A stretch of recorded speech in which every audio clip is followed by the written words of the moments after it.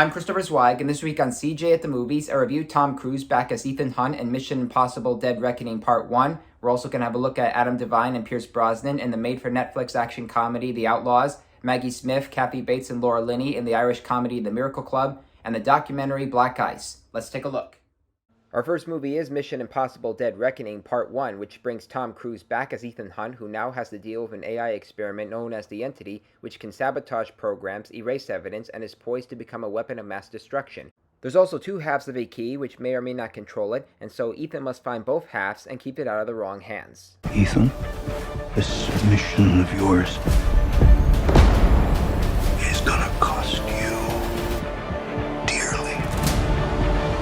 Also returning to the screen are Rebecca Ferguson, Simon Pegg, and Ving Rhames as his team, while newcomers include Haley Atwell as a thief whom the hero must protect, and Esai Morales as the villain from his past. You've no idea the power I represent.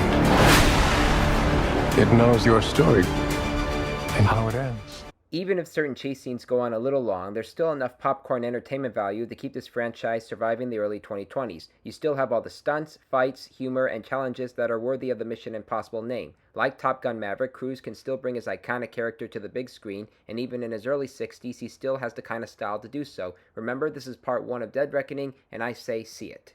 Okay, I really wish you Netflix streamers got Tom Cruise's message about going back to the movie theaters this summer, because the new online action comedy The Outlaws is a piece of garbage. One that shamelessly rips off the in-laws, Meet the Parents, and Bonnie and Clyde, and casts Adam Devine as a cowardly bank manager set to marry his fiancée, and meets his in-laws played by Pierce Brosnan and Ellen Barkin, who both turn out to be bank robbers.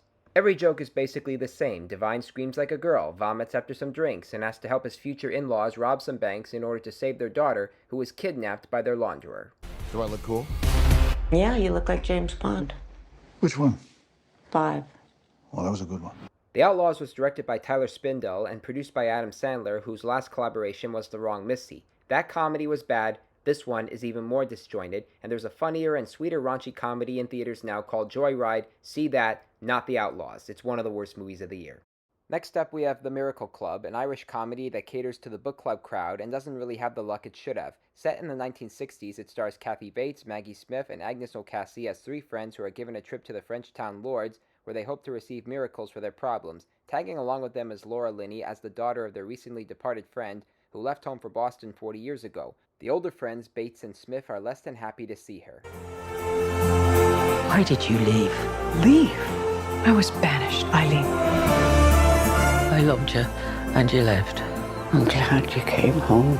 Can you ever forgive me? The Miracle Club does have some likable performances from Linney, Smith, and O'Casey, and as an Irishman, I was interested to see where the film was going, but it loses its luck when the story and jokes have to be sitcom material. The husbands have to be left home with some predictable results, while the women aren't given the kind of levity to make this film delightful. It's too tedious for its own good.